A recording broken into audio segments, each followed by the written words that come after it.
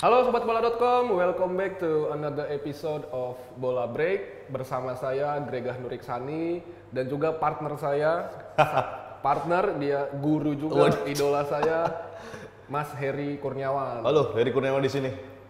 Mas Heri, kita mau ngomongin, tadi aku buka pakai bahasa Inggris ya, karena Inggris emang ya?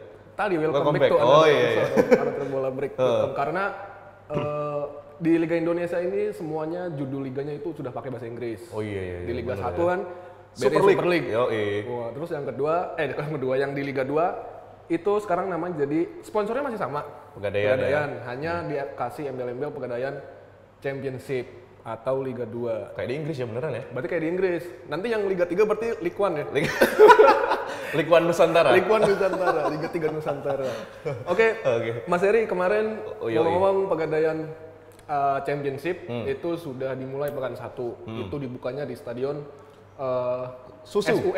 Stadion Utama Sumatera Utara. Ya. Nah, gitu. Terus dan sebenarnya yang menarik ini sebenarnya ya pertandingannya pun menarik ya antara PSMS lawan Persekat Tegal. Persekat atau Persekat ya? Persekat ya. Persekat Tegal. Persekat Tegal itu menang 1-0 dan ya itu menandai dibukanya Pegadaian Championship atau Liga 2 yang kita tahu. Nah, jadi aku mau tanya-tanya nih guru. Kira-kira kan formatnya nih baru nih. Sekarang cuma ada 2 grup. Grup 1 dan grup 2 atau grup barat dan grup timur ya secara ini juga ya. Secara kewilayahan lah. Nah, aku mau tahu dong guru dari sudut pandang guru nih yang punya pengalaman banyak di Liga 2 ini. Kasih beban nih. Plus minusnya itu dengan adanya 2 grup itu apa guru? Kalau saya sih ngelihatnya banyak plusnya justru. Karena sekarang dengan 2 grup, satu grup isinya 10 ya. Masing-masing grup 10, triple round robin, jadi ada setiap tim itu nanti akan menjalani 3 pertandingan di babak grup itu pendahuluan. Pertandingan jauh lebih banyak daripada format-format sebelumnya, jadi kesempatan klub untuk menggelar pertandingan, mendapatkan pemasukan dari entah itu tiket ataupun dari match fee, kan ada juga match fee-nya, itu jauh lebih besar. Sponsor juga mungkin berpeluang masuk lebih banyak, dan match fitness untuk para pemain juga akan bertambah, karena kalau tidak salah setiap tim itu paling enggak 27 kali mainnya di babak pendahuluan aja. Berarti 9 gitu ya? 9 kali 3 bener. Karena triple ya, nanti yang di ketiga itu kan home and away pertama, terus yang ketiga itu tim yang menempati 1 sampai 5 itu dapat keuntungan, dia main home-nya lebih banyak, 5 kali. Jadi yang away-nya yang 6 sampai 10 baru home-nya 4 kali aja. Oh gitu. Jadi cuma beda 1 home-nya aja gitu keuntungannya di situ. Terus jadi sangat kompetitif karena kalau dulu kan kita tahu ada 8 besar. Semifinal, kemudian ada degradasi juga masih di ini lagi gitu kan. Nah sekarang peringkat 1 dari masing-masing grup 1, grup 2 langsung final. Mereka udah langsung otomatis promosi, lolos, ya? Tapi langsung main di final. Sementara 1 tiket tersisa diperebutkan oleh tim peringkat 2 dari grup 1 dan peringkat 2 dari grup 2. 2 aja tuh berarti? 2. Oh berarti kayak playoff-nya gitu ya? Ya kayak kalau kita kira di Inggris biasanya gitu ya. Ya yang di Wembley. Mainnya di Wembley gitu. Nah degradasi juga sama. Jadi peringkat 9 dari masing-masing, kan 10 otomatis turun nih. Peringkat 9-nya diadu lagi itu, playoff degradasi. Jadi serem sih itu. Serem. Jadi the real finalnya itu justru ada di peringkat 2 dan 9. Iya, itu. The real finalnya gitu. Sama satu, aku mau nambahin sih. Dengan adanya hanya 2 grup ini, peluang-peluang untuk banyak derby itu juga kerasa banget. Kerasa, iya. Grup 1 kan lebih banyak yang barat ya? Ya Jawa Tengah ke barat lah. Jawa Tengah ke barat. Yang grup 2-nya Jawa Tengah ke timur gitu. Dan ada beberapa derby. Bahkan di pekan pertama udah terjadi. Udah ada derby. Masing-masing grup kayaknya ya kalau nggak salah ya? Iya. Grup 1 ada apa ya? Termasuk Semarang tuh masuk berapa ya? Semarang lawan Kudus. Lawan Persiku. Nah, itu derby Jateng Jawa juga Tengah. tuh. Nanti kita bahas lah keseruannya ya. Terus yang di satu lagi ada Deltras Lamongan, Persela lawan Deltras ya? Di stadion Persela kan ya? Yang kalah Lamongan ya? Iya, Lamongan betul. kalah. Ya. Nah, kita mungkin sedikit untuk di ecer-ecer nih, grup 1 nih. Kira-kira menurut Om Heri Kurniawan, di grup 1 itu kan ada beberapa klub-klub atau baik klub maupun pemainnya itu yang sebenarnya muka-muka lama ya di persepak bola Indonesia gitu. Nah, Di grup 1 yang menarik itu dari sisi itunya kira-kira apa, Guru? Grup 1 selain tadi nama-nama ini ya, nama-nama pemain-pemain yang sebenarnya sudah malang melintang di sepak bola Indonesia, ada klub-klub tradisional juga, klub-klub yang punya sejarah gede. Terutama trio raksasa Sumatera saya menyebutnya, ada PSMS Medan, ada Sriwijaya, PSPS, Persiraja juga nggak perlu dilupakan, terus ada PSIS Semarang. Terus tapi ada juga ini, Mas Greg. Apa tuh? Masih ada klub-klub yang masih problematik sampai sekarang tuh. Problematiknya di mana tuh? Gaji pemainnya musim-musim sebelumnya masih belum jelas tuh. Jadi berarti penyakit ya. Ya, nggak tahu lah kita. Kita sebut aja lah. Kemarin bahkan setelah pertandingan pekan pertama tuh ada sebagian besar ex pemain dari klub-klub itu yang menumpahkan kekecewaan dengan membanjiri kolom komentar di media sosial ini. Ya kita sebut aja lah, ada Sriwijaya FC dan PSIS Semarang ya. Itu kayaknya masih bermasalah tuh dengan gaji pemain di musim-musim sebelumnya ya. Oke. Oh, berarti maksudnya si pemain ini komentar di Instagram klubnya. Oh, pakai nama sendiri tuh, bukan anon. Iya, bukan anon ya. mungkin. Pakai akun dia verified semua itu. Bukan second account ya. Tolong dibayar gajinya gitu. Aduh, sedih kita bacanya ya. Tapi ya aku pernah yang ngobrol sama salah satu pemain yang pernah merasakan gaji telat gitu, bahkan tidak dibayar selama satu musim itu 9 bulan ya. Iya. Nah itu katanya dilemanya gimana sih kalau main atau tanding gitu tapi belum dibayar gitu, kata dia, kata beliau itu main akhirnya untuk supporter gitu. Dan memang dia bilang bahkan ya mungkin terkenal klise ya, dia bilang kalau rezeki mah udah ada yang ngatur kayak gitu. Cuman ya pada akhirnya saya kurang tahu juga apakah gajinya dibayarkan oleh klubnya atau tidak. Ya mudah-mudahan sih problem-problem seperti ini tidak terjadi ya, karena ini kan levelnya kasta kedua gitu. Profesional kan udah masuk level profesional, Guru. Gitu. Terus selain tadi ada Sriwijaya, tadi disebutkan juga PSIS ya. PSIS juga sama tuh, kayaknya di Liga 1, di BRI Liga 1 yang kemarin juga sempat ya bermasalah ya, sampai akhirnya beberapa pemain tuh yang memilih untuk cabut kalau nggak salah. Pemain asingnya terutama ya, semuanya cabut. Terus kemarin juga sempat ada postingan ownernya PSIS ini kan sempat ada klaim bahwa ini udah lunas semua nih, tapi kemudian direspon dengan ex pemainnya dengan di media sosial pemain-pemain masing-masing ini belum ada ini, belum sepenuhnya lunas gitu lah. Jangan-jangan case-nya Sudi Abdallah yang ke Persijap gara-gara itu lagi. Ya. Mungkin. Nanti kita ngobrol sama Sudi. Nanti kita konteksnya. Nah, Sudi. Ngomong-ngomong soal Sudi ini emang dia clutch god sih. Maksudnya dia bikin golnya di menit-menit akhir gitu. Terus masih di PSIS saya penasaran ini. Jadi sejak 1 atau 2 musim terakhir itu ya memang ada gejolak di internal tim, di internal manajemen tim ya. Ada apa ya namanya ya? Pertarungan gitu, dalam tanda kutip ya, pertarungan antara pemilik klub atau CEO-nya ya, Mas Yoyo Sukawi dengan supporter. Jadi kayak ada ketegangan gitu lah. Yang itu yang sebenarnya maunya supporter itu kan sebenarnya bagus. Dia pingin adanya perubahan di manajemen, pingin ada apa namanya segala macam yang diutarakannya, salah satu transparansi, terus kemudian profesional lah. Sebenarnya supporter-supporter dari klub itu, terutama yang saya bahas kita ini adalah PSIS itu pinginnya sebenarnya tolong dong klubnya dijalankan secara profesional, dan itu yang sepertinya mungkin ya akhirnya berimbas ke performa atau penampilan klub yang akhirnya jeblok dan sampai turun kasta. Ya. Bahkan kemarin pekan pertama itu sangat kaget sih itu hasilnya. Parah banget sih. Tapi itu nanti ada segmen khusus. Oke. Terus oke, lanjut sekarang aku buka dulu ya, soalnya lupa mau bahas apa nih. Ya langsung aja udah ke pekan pertama. Iya. Pekan pertama kemarin udah di pertandingan, entah itu di grup 1 ada dan grup 2, dan hasil yang paling mengejutkan menurut saya jelas PSIS lawan Persiku Kudus, derby Pantura. Derby Pantura. Kudus ada pantainya nggak sih? Atau bisa disebut Pantura gitu? Bisa sih, pesisir utara lah ya. Iya, derby Jawa Tengah lah lebih amannya ya. Derby biru Jawa Tengah, tuh biru, biru ya bajunya. Main di Jatidiri 0-4 untuk Persiku Kudus. Gimana Mas? Main di Jatidiri lagi. Ya jadi itu mungkin nyambung sama yang tadi saya omongin tuh, Mas. Maksudnya ketika ini mungkin beberapa yang belum tahu ya.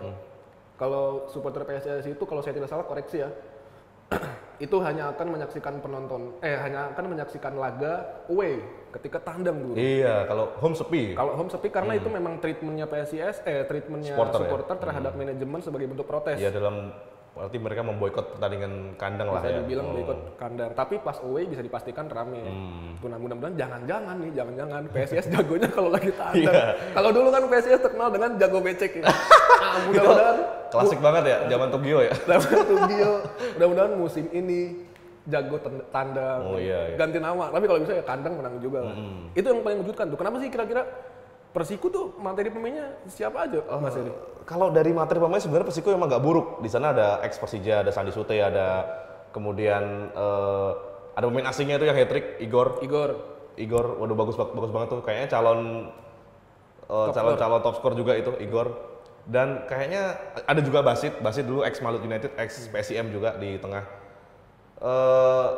Kalau saya pikir sih mungkin karena pengaruh tadi disinggung soal manajerial tim, kondisi tim belum settle ya. Ya, sementara Persiku mungkin lebih kondusif dan lebih mereka main simple aja, santai gitu.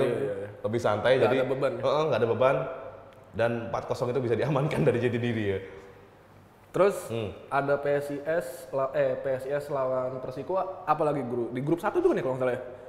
Nah, ada lagi nggak yang mengejutkan itu yang laga pembuka Tegal bisa menang di Medan itu dengan istimewa gol menit akhir dengan PSMS didukung. Kita tahu lah PSMS kita punya supporter yang sangat dari dulu ya, fanatis, dan main di Stadion Sumatera Utara sebenarnya itu nggak mudah bagi tim tamu kan, karena stadion baru, running tracknya, jarak tribun dengan lapangan sangat dekat, jadi tekanan untuk tim tamu kan lebih tinggi, dan Tegal mampu mengatasi itu untuk menang. Itu keren. Itu mengejutkan berarti ya?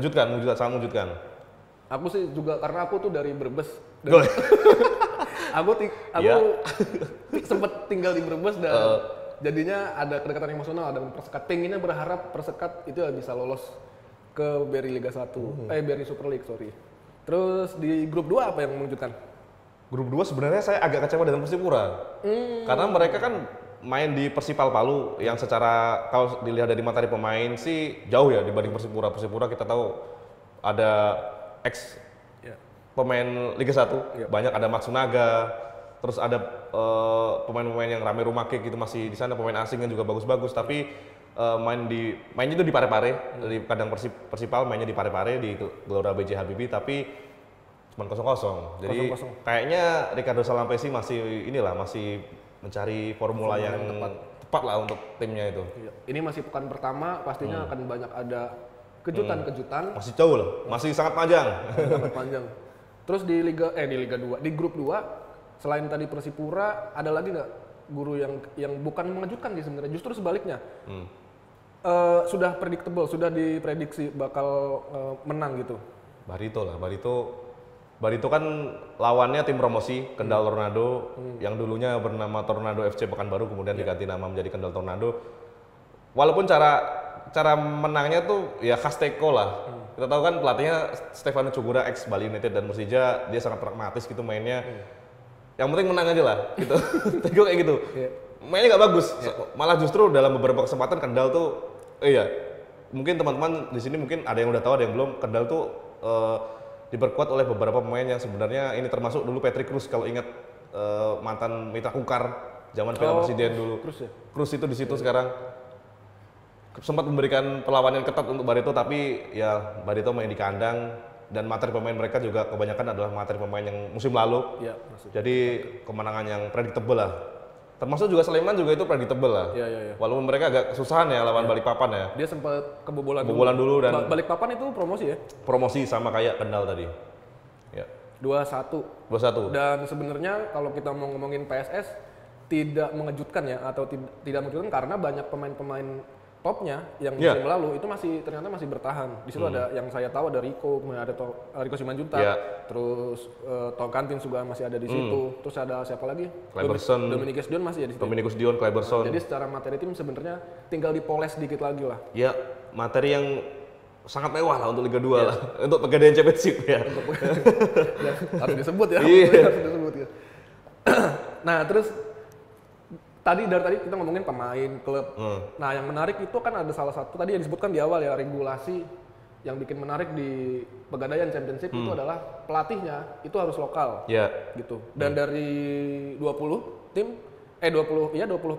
pelatih kepala, siapa yang menurut Mas Heri ini punya nama besar di masa lalunya, kemudian akhirnya berkarir di kasta kedua nih.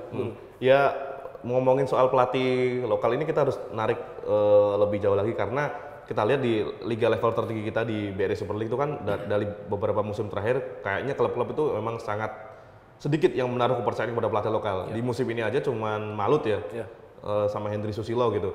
Dan dengan adanya aturan ini ya harus diapresiasi juga, maksudnya PSSI dan I-League memberikan aturan seperti ini biar pelatih lokal memang benar-benar masih punya panggung ya.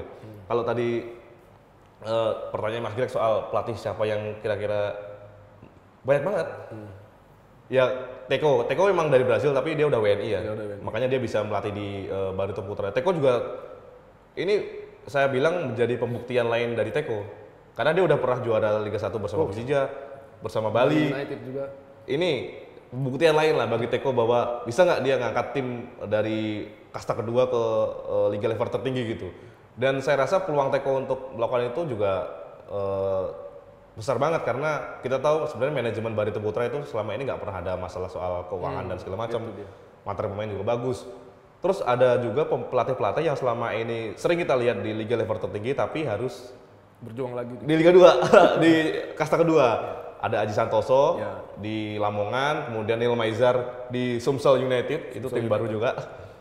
Ada lagi Kasar tadi di Medan, Iputu Gede di Tegal, itu juga nama-nama yang sebenarnya sangat tidak asing tapi nama-nama legendaris. Iya. Terus juga jangan lupa ada nama-nama yang sebenarnya masih muda. Mungkin generasi saya ini sempatlah menyaksikan mereka main dulu ya, termasuk di Balikpapan ada Muhammad Nasuha. Persipura tadi Salampesi gitu kan, pelatih-pelatih muda. Terus ada juga Kendal tuh Stephen Kelces.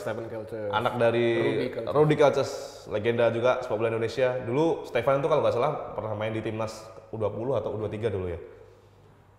Nah itu nama-nama pelatih-pelatih senior yang udah punya pengalaman dan ini bertarung dengan nama-nama muda gitu. Berarti antara senior dan junior. Iya, ini menarik nih. Senior dan junior itu dalam artian pengalamannya. Pengalaman dan usia juga sih. Usia juga. Oke. Tadi sudah ngomongin soal pelatih, tim favorit promosi, tim kejutan sudah tadi ya. Favorit promosi itu menurut Guru Heri siapa Guru? Ini masing-masing ya, nanti jangan saya aja loh. Oh iya, siap. Siap. Kan promosi ada 3. Saya pilih mungkin yang paling kuat dari masing-masing ini ya. Ya pokoknya siapalah 3-3-nya itu. Oke, dari saya yang paling kuat kalau yang mewakili Timur sih grup 2 ya. Grup 2 itu favorit promosi adalah pertama Barito Putra.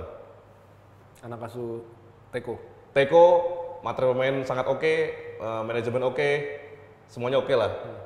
Kayaknya kalau mereka justru nggak posisi kan harus kalau untuk promosi itu minimal 2 besar dulu kan. Kalau nggak masuk 2 besar itu sebuah kegagalan yang sangat ini sih. Kemudian kedua Sleman. Sleman kalau saya lihat udah sama kayak Barito sebenarnya kondisinya dan pelatihnya tertulis sekarang memang Ansari Lubis ya karena regulasi kan memang harus lokal. Tapi sebenarnya otak di balik itu adalah ada Peter Huistra yang jabatannya di Sleman sebagai Dirtek ya karena ada sebenarnya kan Huistra statusnya kayaknya sebagai teknis tuh dia gitu loh. Cuman karena regulasi harus lokal dia posisinya diganti Dirtek. Kemudian satu lagi mungkin berat ya. Garuda Yaksa deh. Garuda Yaksa ini mungkin banyak juga masyarakat Indonesia yang belum tahu Garuda Yaksa ini. Apa yang Guru tahu? Waduh, ini juga kayaknya masih praktek-praktek masih lazim di sepak bola kita ya, yaitu sebuah klub dibeli kepemilikannya oleh orang tertentu dan dipindahkan home base-nya, diganti namanya menjadi nama baru. Dulu Garuda Yaksa adalah PSKC Cimahi, kemudian berubah menjadi Garuda Yaksa dan kenapa saya bilang mereka salah satu favorit promosi ya itu tadi. Pemainnya ngeri-ngeri bos. Pemainnya ngeri-ngeri. Ada Roken Tamu Bolon yang kemarin membantu PSIM promosi kan. Mantap itu. Terus ada Bagus Nirwanto yang juga udah pengalaman berkali-kali promosi bersama Sleman, bersama Malut. Ada Andik Firmansyah di situ juga. Masih di Sumsel ya. Dan Sumsel Garuda Yaksa. Iya, Garuda Yaksa dan kalau saya lihat Garuda Yaksa ini kan klub baru, maksudnya belum memiliki basis supporter yang kuat. Tapi justru kayaknya itu memberikan kekuatan, nggak ada beban pemainnya. Bisa jadi. Nggak ada tekanan, nggak ada apa. Paling yang kurangnya adalah pemasukan dari tiket kali ya, karena penontonnya masih belum terlalu. Emang mereka perlu ya? Nggak perlu kayaknya. Nggak perlu pemasukan dari tiket. Itu saya 3. Mungkin 2 lagi nambah ya? Mungkin 1 lagi dong. Kan 3 tadi udah. Kan 1 PSS. Sleman, Barito sama Garuda Jaksa kan? Ya. Ya mungkin. Oh, maksudnya kamu mau memprediksi yang bakal naik ke atas? Ini kan yang naik ke atas tadi pertanyaan. Gimana sih? Ya mungkin tim-tim lain yang bisa jadi mengejutkan dan meraih promosi ya Persipura juga bisa lah, kita sebut Persipura. Dan kalau dari wilayah, dari grup 1 sih, Bekasi juga menarik, startnya bagus banget kemarin. Persija Bekasi. Pemainnya ada yang bagus-bagus tuh, si kemarin yang bikin 2 gol ya. Eze di situ, Eze Duasel. Eze Duasel masih ingat kan dulu main di Persib Bandung. Iya, dan bosnya Papi sering bagi HP. Iya, sering bagi bonus sama HP. Waduh, kayaknya enak banget ya main di Bekasi. Berarti itu si Ezekiel Duasel bikin 2 gol dapat 2 HP. Makanya. Dari sponsornya ya. Tuh, ada juga teman saya di sana, ada lupa namanya. Ada Tegar Pangestu. Wah, kalau lupa sama temennya dulu. Ingat tapi lupa. Ada Pangestu di sana, ada teman lu. Manusiawi lah kalau lupa. Nah, Mas Heri ini bukan orang sembarangan ya? Enggak. Apa? Prediksi dulu. Oke, siap. Aku tuh suka sama yang hal-hal yang berbau tradisional. Jadi aku pengennya 1 Persipura, 3 tim yang lolos ya. 1 Persipura Jayapura, karena kayak waktu pas Persipura degradasi itu kayaknya banyak banget teman-teman di media sosial tuh yang sedih banget. Iya. Kayak sejarahnya. Iya. Dan perwakilan timur juga kan. Betul. Waktu itu kan belum ada PSBS tuh belum ada. Yeah. Karena apa ya, Persipura tuh kayak deserve to be on top tier lah gitu aja. Emang seharusnya dengan segala prestasi yang dia berikan, yang waktu main di klub antar klub Asia pun juga itu sangat membawa nama besar Indonesia kan. Jadinya saya pengennya, ini mah bukan memprediksi tapi saya pengennya nih Persipura tuh bisa naik kasta. Terus yang kedua PSS Sleman. Karena PSS itu sebenarnya memberikan banyak warna ya kalau di sepak bola Indonesia ya. Ya baik itu dari supporternya, terus kemudian dari stadionnya juga enak dilihat, enak dipandang lah. Terus yang ketiga memang hanya murni memang karena secara kualitas pemain, materi tim juga itu mirip dengan yang musim kemarin. Ada beberapa lah sedikit tambahan aja. Tapi justru itu yang bikin jadi PSS itu tidak perlu banyak melakukan chemistry lagi, adaptasi lagi. Itu yang itu udah berapa tadi? 2 ya? 2, 1 lagi. Pengen nyebut PSIS tapi meragukan ya. Siapa ya? Aku pengennya biar teman kita Mas Seger Kendal Tornado tuh bisa naik lah. Jadi biar bisa seneng lah temen seneng gitu kan gitu. Itu yang 3 tim. Terus tadi yang aku mau ngomong apa nggak jadi? Oh ya. Nih Mas Heri kan sering nih ngobrol sama bikin konten lah sama pemain-pemain yang random lah, dan termasuk sebelumnya kan pernah juga ngobrol sama siapa yang bekas Sriwijaya yang Kid kayak Bagams. Nah, dan Mas Heri juga sering bepergian liputan di pertandingan Liga 2.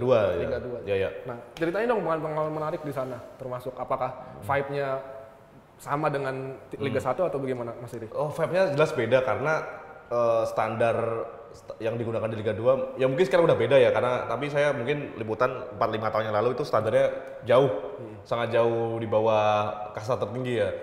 Kadang-kadang kita liput di stadion-stadion yang kecil gitu, stadion-stadion yang bahkan nggak ada lampunya gitu. Di Jogja kan nggak ada lampunya tuh yang di Mandala Rinda. Jadi pertandingan hanya bisa digelar sore gitu. Tapi ada satu momen yang mungkin sampai kapanpun nggak akan lupa. Saya waktu itu meliput derby Mataram, Persis Solo melawan PSIM di Liga 2 2019.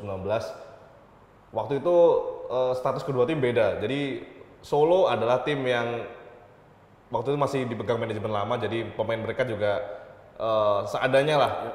Mungkin waktu itu yang terkenal mungkin hanya Budi Hernandi. Tahu nggak Mas Iman Budi Hernandi? Panggilannya Budi Hernandez. Tahu itu.